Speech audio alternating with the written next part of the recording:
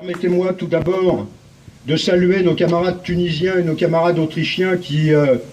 nous ont fait le plaisir, à l'invitation d'ailleurs je crois de nos camarades de l'URIF-CGT, d'être présents avec nous au Mur des Fédérés pour une raison qui m'apparaît essentielle. C'est bien que ce 1er mai, comme tous les autres que nous avons vécus, est celui de la solidarité internationale entre les travailleurs, quels que soient les pays dans lesquels nous pouvons exprimer en toute liberté ce que nous avons apporté à l'occasion de ces manifestations. Mes chers camarades, depuis bien des années, nos valeurs, nos engagements nous ont conduits à nous retrouver chaque année au Mur des Fédérés, à chaque fois pour porter un message qui est celui qui poursuit l'œuvre entreprise par les communards en 1871. C'est d'une certaine façon notre comportement rebelle qui nous conduit aussi comme eux à être ici. Ce comportement rebelle, c'est celui qui a été porté par Étienne Marcel, celui de la Fronde, celui de la Révolution française, celui de la Commune et de mai 68 sous certains aspects. C'est celui qui s'oppose au pouvoir central bien souvent, quand ce pouvoir central amène toutes les répercussions que nous avons connues au cours des dernières périodes. Nous sommes tout à fait satisfaits, heureux même, de nous retrouver avec les camarades qui se sont exprimés, particulièrement mes camarades de la CGT et de la FSU, aussi de la Libre Pensée, qui participent avec nous depuis des années à ce rassemblement, ici de la Commune de Paris. Mes chers camarades, ça n'est pas le fait du hasard que nous nous retrouvions ici. C'est tout simplement les combats conduits au cours des années qui viennent de passer. Combats dont on peut dire d'ailleurs, quand on regarde bien les choses, qu'ils se sont opposés à tout ce qui monte dans ce pays au cours des dernières années. Celui qui figurera sur la banderole de tête de la manifestation de cet après-midi, il est vrai que toutes les politiques sociales qui ont été conduites au cours des dernières années dans notre pays font en sorte que ce terreau conduit à la montée en puissance des extrêmes droites dans notre pays. C'est bien une réalité. Nous l'avons, pour notre part, toujours combattu. Pas simplement tous les 5 ans, quand il se produit des événements de la nature de ceux que nous connaissons aujourd'hui. Mais chaque année qui est passée, nous avons été amenés à développer des positions qui nous conduisent d'ailleurs, mes chers camarades, à être porteurs des revendications des salariés, quelles que soient leurs origines. C'est cela qui a conduit à faire en sorte que nous nous sommes mobilisés et avons combattu au cours de la dernière période. Je vous le rappellerai, nous avons d'abord combattu sur les attaques portées en matière de retraite, sur les pactes d'austérité, sur les différentes lois qui ont été développées au cours de la dernière période, y compris d'ailleurs des lois qui ont été condamnées par nos organisations respectives et qui portaient le nom de loi Macron. Mes chers camarades, devant ce mur des morts de la Commune de Paris,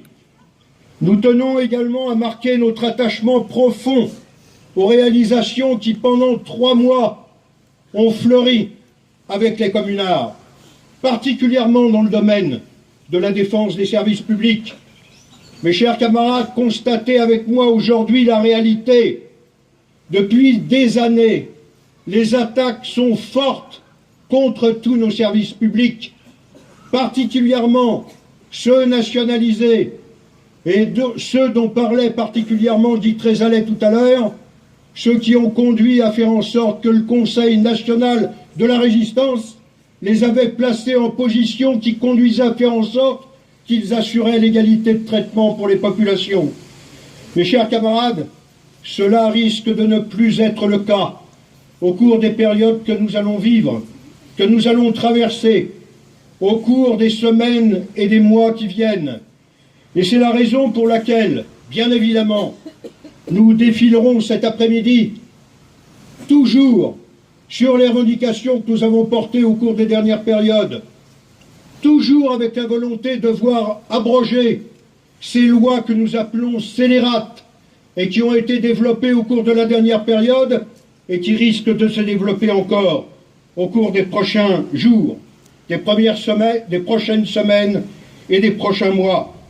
Oui, mes chers camarades, tout est en cause aujourd'hui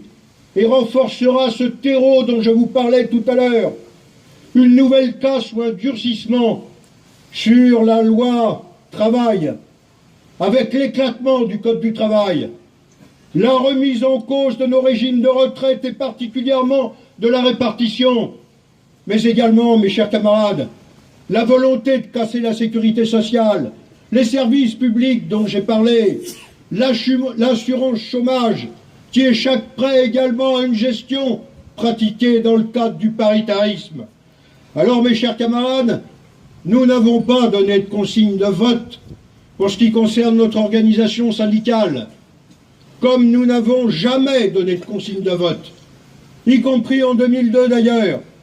sauf à quelques exceptions, notamment en 1969,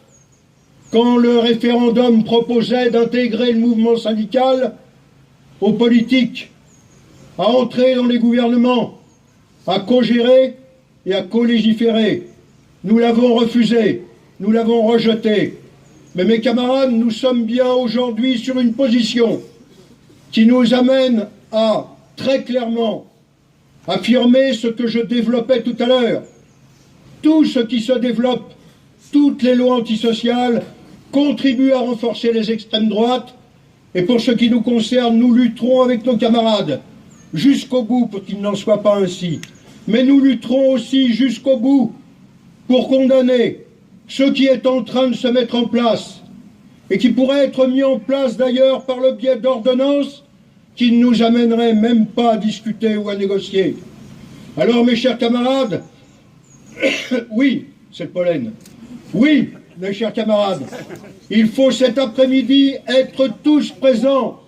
mobiliser tous les camarades que nous avons déjà contribué à mobiliser pour la réussite de cette manifestation, pour que les combats se poursuivent,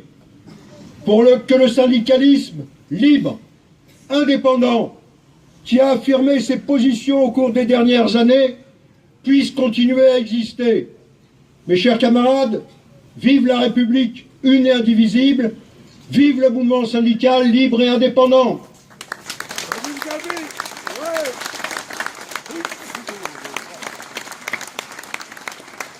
Bien, mes chers camarades, vous avez vu qu'on a respecté